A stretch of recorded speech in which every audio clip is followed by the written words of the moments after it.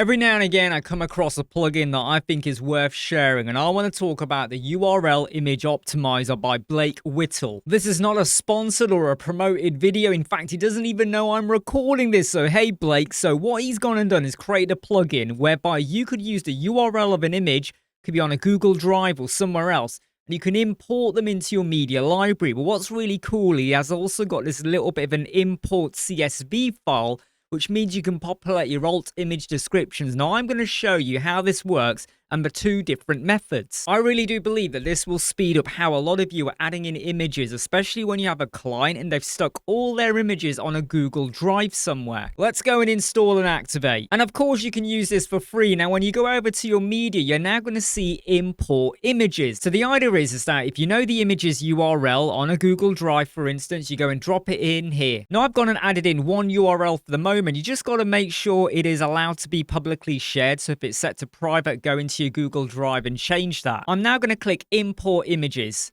And really quickly, I mean, it did it so quick before I even had a chance to speak, it is a success. If I go over to my library, there is the image. That's the one I've just imported. Just bear in mind, though, that it hasn't actually added in any description and the alternative text is the same as the title. And this is where using the CSV import might be a better idea. So what you can do is download a sample CSV file and it will allow you now to pop in your URL, the title, description, and the alt text description as well. So here's a copy of the file. It is a CSV. I've just opened it in Excel, but make sure you save it as a CSV. So there's my URLs. Again, make sure you can share them publicly. There's my title, there's my description, and there's my alternative text. Just make sure you can see there are subtle differences there. And then inside of the CSV import file, go and select it, and then click the lovely blue button.